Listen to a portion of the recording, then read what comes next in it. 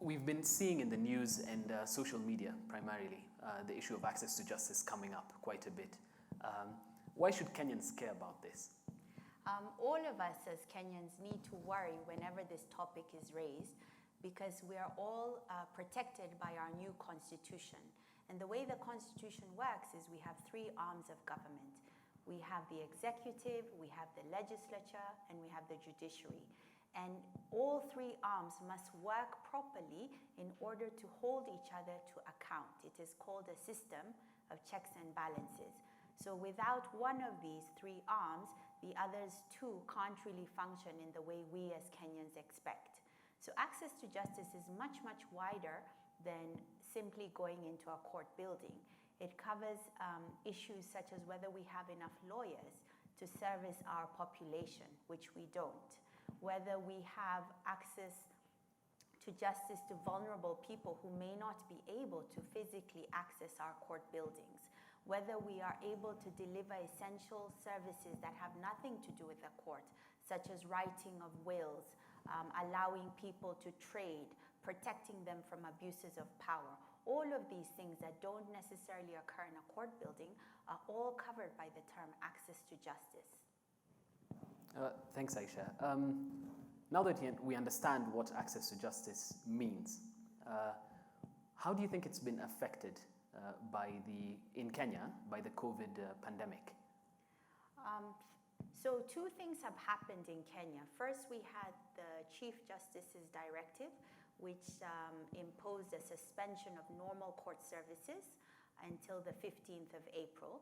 And then this was followed by a nighttime curfew, which we'll talk about a little bit more in detail further on. Both of these have meant that to a large extent, nothing much is happening in the court. So all of the civil and criminal cases have come to a halt. Now, the problem of this is that we actually don't know how long it will take Kenya to get over the current COVID situation. And we can't have a situation where our constitution or a large part of our constitution is suspended. So we must continue to be imaginative and ensure that access to justice continues, notwithstanding all of the challenges that we are facing. What we see now is that in our legitimate concern about public safety, we've probably gone a little bit more in one direction, and we need to rebalance so that we're ensuring that we continue to deliver access to justice. Interesting. This feeds into the discussion that we've also been seeing in social media. Lawyers play a crucial role in the justice sector. The question that has arisen is whether they play an essential service. For instance, like doctors and firefighters. What do you consider lawyers playing an essential service? What are your thoughts on that? Well, I'm obviously biased as a lawyer, but I do feel that some of the legal fraternity are definitely essential.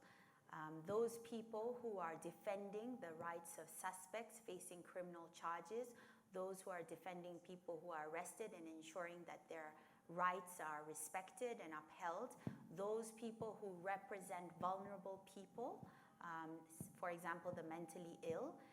There will be a number of Kenyans who are suffering at the moment and they are sick. They want to be able to write their wills. They might want to get some advice on how they can look after their families. All of these are situations that don't always arise in the normal working hours. And you may need to help a client in need at night, and you should be able to do it. And I think other countries have found ways to ensure that some of these essential legal services continue to be accessible around the clock. Thank you, Aisha. This brings us to the flip side of this argument. Not everything COVID has done has been negative. What are some of the positive side effects of the COVID pandemic in this discussion of access to justice that you think have been brought about? That's true, Ahmed. We found that actually there have been some really surprising and positive developments. The first is the way the judiciary has itself adapted to the challenging environment. I think as lawyers, we were all pleasantly surprised to find that many rulings and judgments that we had long awaited were suddenly released in a batch.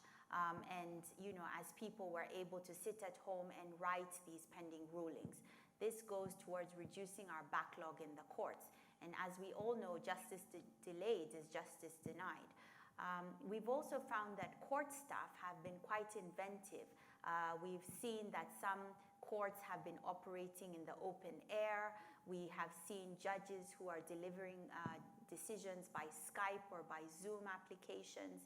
And we're seeing, you know, real positive efforts being made to embrace technology despite all of the challenges. And I think if we can learn from this period and take those lessons forward, then we will have learned something very positive during COVID.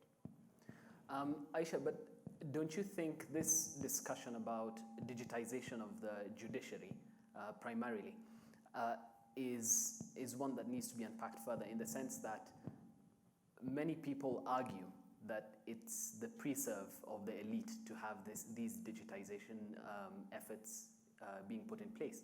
What do you have to say about that with regard to how the common mwananchi is interested in digitization of the judiciary? I mean, digitization is one of the ways of making the courts more efficient, and we touched on delay earlier. But justice is much wider than accessing a physical court building. In Africa, for centuries, we have been delivering justice way before colonial period. And we have done this in different ways. We have traditional dispute resolution mechanisms that our constitution recognizes.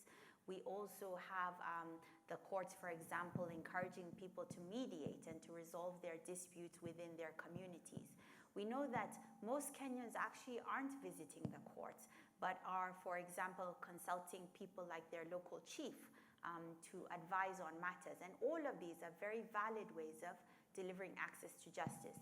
So I think that even as we move towards more modern systems of delivering formal justice, we mustn't forget that there are very legitimate ways of serving the wananchi outside of these formal systems. Thanks. Finally, Aisha, the final question I would have is, what are your thoughts on, going back to the court system, what are your thoughts on the plans to reopen the court system, and how do we balance this against, with protecting the common mwananchi from, this pandemic? I think that the most important consideration must be people's life and safety above all else. And we can't encourage people to visit the courts and attend registries unless we know that when we are doing so, we're not exposing them unnecessarily. That means that in the same way that the government is delivering other services, the government must ensure that court staff and the court buildings are sanitized, that court staff are equipped with suitable masks and gloves and other equipment. In the same way, when we visit our supermarkets, we have our temperature taken. These are the measures that must be put in place to ensure that even as we access justice, we are not called upon to put our lives at risk. There's obviously no point in winning your case in court if afterwards you fall sick and pass away. Thank you very much, Aisha. That's been a very insightful discussion on access to justice. I think we now better understand the concept, and we look forward to talking about this further. Thank you, Ahmed.